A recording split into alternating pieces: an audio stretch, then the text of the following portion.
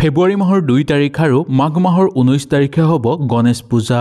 এই গণেশ পূজাৰ আগতেই আপোনালোকে ঘৰত নিমখৰ সহায়ক কৰক এই এটা কাম। দেখিবলৈ পাব আপোনালোকৰ ঘৰৰ পৰা সকলো দুখ কষ্ট দূৰ হৈ পৰিব আৰু ঘৰৰ পৰা দৰিদ্ৰতা সমাপ্ত হৈ পৰিব। ঘৰত সুখ শান্তি বিৰাজ হ'বলৈ ধৰিব আৰু আপোনালোকৰ ঘৰৰ পৰিৱেশ সদায় পবিত্ৰ হৈ থাকিব।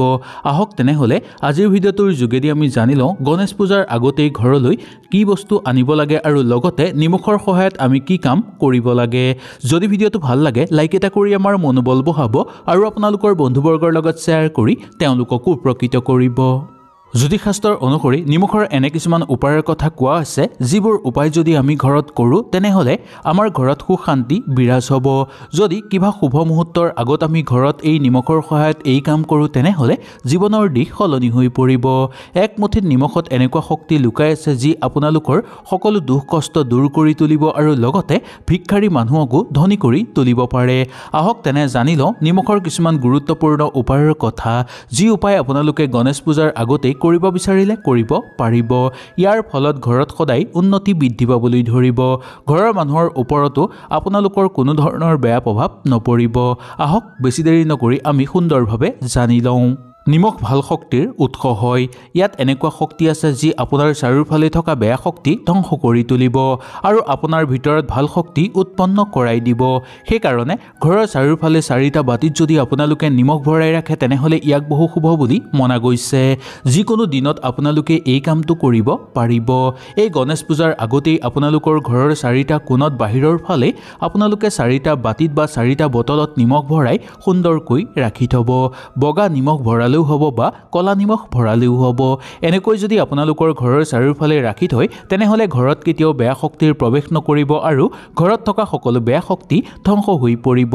ঘৰত শুভ শক্তিৰ আগমন ঘটিবলৈ ধৰিব আৰু সকলো দেৱ দেৱী আহি আপোনালোকৰ ঘৰত বাস কৰিবলৈ ধৰিব, যাৰ ফলত আপোনালোকৰ সকলো মনৰ আশা পূৰ্ণ হৈ পৰিব।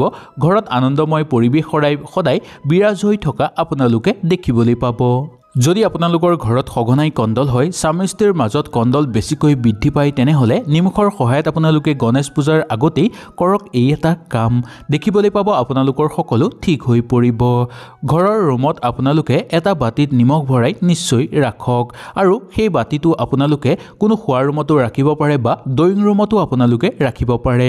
এটা কথা লক্ষ্য ৰাখিব যে বাহিৰৰ পৰা কোনো মানুহ আহি যাতে সেই বাতিটো বা সেই বটলটো দেখা নাপায় তাৰ প্ৰতি আপোনালোকে লক্ষ্য ৰাখিব। এটা বাতিত বা এটা বটলত আপোনালোকে অকণমান নিমখ ভৰাই শোৱাৰ ৰুমত বা কোনো ড্ৰয়িং ৰুমত আপোনালোকে ৰাখি থ'ব আৰু সেই নিমখখিনি সপ্তাহত এবাৰ সলনি কৰিব। সপ্তাহত যেতিয়া সলনি কৰিব, সলনি কৰাৰ নিমখখিনি আপোনালোকে কোনো বুৱদী পানীত উটুৱাই দিব। এনেকৈ যদি আপোনালোকে 1 মাহমান ধৰি কৰি থাকে তেনেহ'লে ইয়াৰ ফল আপোনালোকে দেখিবলৈ পাব। লগতে সকলো ক্ষেত্ৰতে আপোনালোকে ইয়াৰ ফল দেখিবলৈ পাব, যাৰ ফলত আপোনালোকৰ ঘৰত চলি থকা সকলো কণ্ডল দূৰ হৈ পৰিব। স্বামী স্ত্ৰীৰ মাজত থকা মতানৈক্য সমাপ্ত হৈ পৰিব। ঘৰত শুভ শক্তিৰ আগমন ঘটিবলৈ ধৰিব আৰু লগতে চাৰিওফালৰ পৰা আপোনালোকৰ মন আনন্দিত হৈ পৰিব।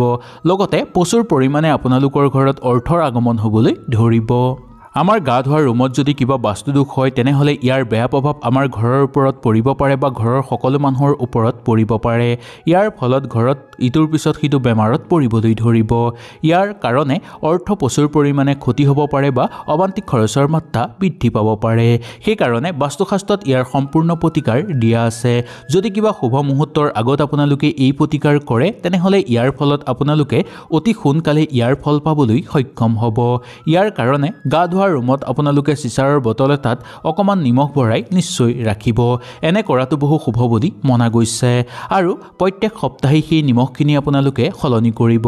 যেতিয়া নিমখখিনি আপোনালোকে সলনি কৰিব সেই নিমখখিনি বাথৰুমতে পেলাই আপোনালোকে পানী মাৰি চাফা কৰি দিব। এনেকৈ কৰিলে আপোনালোকৰ ঘৰত থকা সকলো দুখ সমাপ্ত হৈ পৰিব। ঘৰত ভাল শক্তিৰ সঞ্চাৰণ কৰিবলৈ ধৰিব আৰু আৰ্থিক অৱস্থা আপোনালোকৰ আগতকৈ ভাল হৈ পৰা দেখিবলৈ পাব। সেইকাৰণে আপোনালোকে এই কাম নিশ্চয় কৰিব। যদি এনে নকৰে তেনেহ'লে এই প্ৰভাৱে আপোনালোকৰ ঘৰৰ মানুহকো ক্ষতি কৰিবলৈ ধৰিব আৰু লগতে আপোনাৰ মানসিক চাপতো ই প্ৰভাৱ পেলাবলৈ ধৰিব। সেইকাৰণে এই নিমখৰ প্ৰতিকাৰ আপোনালোকে কোনো শুভ মুহূৰ্তৰ আগত কৰিবলৈ চেষ্টা কৰিব। নিমখে ৰাহুকেতুৰ বেয়া প্ৰভাৱ দূৰ কৰে। ৰাতি শোৱাৰ আগত আপোনালোকে কুহুমলীয়া পানীত নিমখ মিহলাই হাত ভৰি সুন্দৰভাৱে ধুব আৰু লগতে সেই পানীখিনি আপোনালোকে বাহিৰলৈ পেলাই দিব সেই ৰাতিয়েই। তাৰপিছত আপোনালোকে শুই যাব।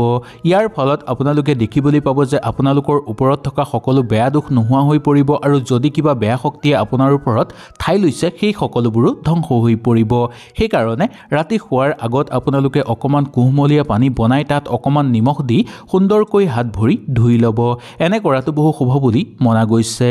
শক্তিশালী হৈ পৰিব আপোনালোকৰ শৰীৰ। বেয়া শক্তিয়ে ঠাই ল'ব নোৱাৰিব আপোনালোকৰ ওপৰত আৰু আপোনাৰ স্বপ্ন দুখো নোহোৱা হৈ পৰিব। যদি আপোনালোকৰ স্বপ্ন দুখ আছে, ৰাতি ৰাতি যদি আপোনালোকে ভুল বকে নাইবা বেয়া বেয়া সপোন দেখে, তেনেহ'লে ইয়াৰ পৰা আপোনালোকে পৰিত্ৰাণ লাভ কৰিবলৈ সক্ষম হ'ব। ঘৰ মোচাৰ পানীত যদি অকণমান নিমখ মিহলাই ঘৰ মোচে, তেনেহ'লে গোটেই ঘৰ পবিত্ৰ হৈ পৰিব। ঘৰত ভাল শক্তি সঞ্চাৰণ কৰিবলৈ ধৰিব। ঘৰত চলি থকা কণ্ডল দূৰ হৈ পৰিব। ঘৰত যদি প্ৰচুৰ পৰিমাণে অৰ্থ হানি হৈ আছে আৰু সৰু সৰু ক্ষেত্ৰতেই যদি মানুহ বেমাৰত পৰি আছে ঘৰৰ মানুহ, তেনেহ'লে ঘৰ মোচাৰ পানীত আপোনালোকে নিমখ মিহলাই সদায় ঘৰ মুচিব। এনে কৰিলে 1 মাহৰ ভিতৰতে ইয়াৰ ফল আপোনালোকে দেখিবলৈ পাব। নিমখ দি এই উপায় কৰিলে আপোনালোকৰ ঘৰৰ পৰিৱেশ সদায় পবিত্ৰ হৈ থাকিব।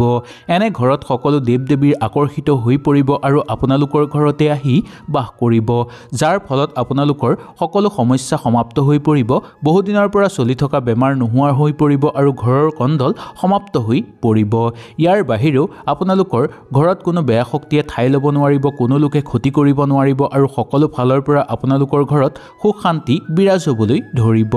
ঘৰৰ মুখ্য দুৱাৰ ঘৰৰ সকলোতকৈ গুৰুত্বপূৰ্ণ ঠাই। এই জেগাৰ পৰাই ঘৰলৈ বেয়া শক্তিও প্ৰৱেশ কৰে আৰু ভাল শক্তিও প্ৰৱেশ কৰে। সেইকাৰণে ঘৰৰ মুখ্য দুৱাৰ সদায় সুন্দৰকৈ ৰাখিবলৈ আমি চেষ্টা কৰিব লাগে আৰু ঘৰৰ মুখ্য দুৱাৰেদি যাতে বেয়া শক্তি প্ৰৱেশ কৰিব নোৱাৰে তাৰ প্ৰতিও আমি লক্ষ্য ৰাখিব লাগে। এনে কৰিবৰ কাৰণে আপোনালোকে কোনো শুভ দিনৰ আগত কৰিব পাৰিব বা এই গণেশ পূজাৰ আগতেই আপোনালোকে ঘৰৰ মুখ্য দুৱাৰৰ ওচৰত নিমখৰ সহায়ত কৰক এই এটা প্ৰতিকাৰ। দেখিবলৈ পাব আপোনালোকৰ সকলো ঠিক হৈ পৰিব। নিমখ অকণমান আপোনালোকে ল'ব আৰু ৰঙা কাপোৰ এখনত সেই নিমখখিনি বান্ধি ল'ব। বান্ধি লোৱাৰ পিছত সেই নিমখখিনি আপোনালোকে ঘৰৰ মুখ্য দুৱাৰৰ সন্মুখত ওলমাই ৰাখিব। এনে কৰিলে আপোনালোকৰ ঘৰত থকা সকলো সমস্যা সমাপ্ত হৈ পৰিব। ঘৰৰ পৰা দৰিদ্ৰতা দূৰ হৈ পৰিব।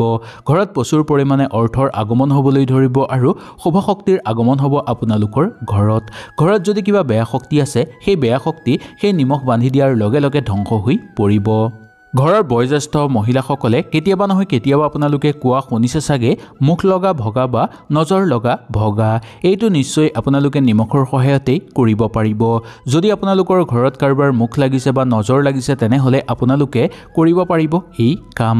যদি নাই লগাও, তেনেহ'লেও আপোনালোকে এই কাম কৰিব পাৰিব। ইয়াৰ ফলত দেখিবলৈ পাব আপোনালোকৰ সকলো ঠিক হৈ পৰিব। নিমখে সকলো নজৰ দোষ দূৰ কৰিব। শৰীৰৰ সকলো বেয়া শক্তি ধ্বংস হৈ পৰিব। সৰু ল'ৰা ছোৱালী যদি বাৰে বাৰে নজৰ লাগে বা মুখ লাগে, তেনেহ'লে গা ধোৱাৰ পানীত সামান্য নিমখ মিহলাই আপোনালোকে তেওঁলোকক গা ধুৱাই দিব। দেখিবলৈ পাব যে তেওঁলোকৰ নজৰ লগা সকলো সমাপ্ত হৈ পৰিব আৰু কাৰোবাৰ যদি বেয়া দৃষ্টি পৰিছে সেই সকলোবোৰো নিশেষ হৈ পৰিব। লগতে আপোনালোকৰ যদি ল'ৰা ছোৱালীৰ মুখ লাগিছে, তেনেহ'লেও সেইখিনিও ভাল হৈ পৰা দেখিবলৈ পোৱা যাব। হয়তো এই ভিডিঅ'টোৰ যোগেদি আপোনালোকে সুন্দৰভাৱে বুজি পালে। যদি কিবা অসুবিধা পালে নিশ্চয় মোক তলত কমেণ্ট কৰি জনাব। তেনেহ'লে আজিলৈ আপোনালোকৰ ওচৰৰ পৰা বিদায় লৈছোঁ। কালিলৈ পুনৰ আপোনালোকক লগ পোৱাৰ প্ৰতিশ্ৰুতিৰে আজিলৈ নমস্কাৰ।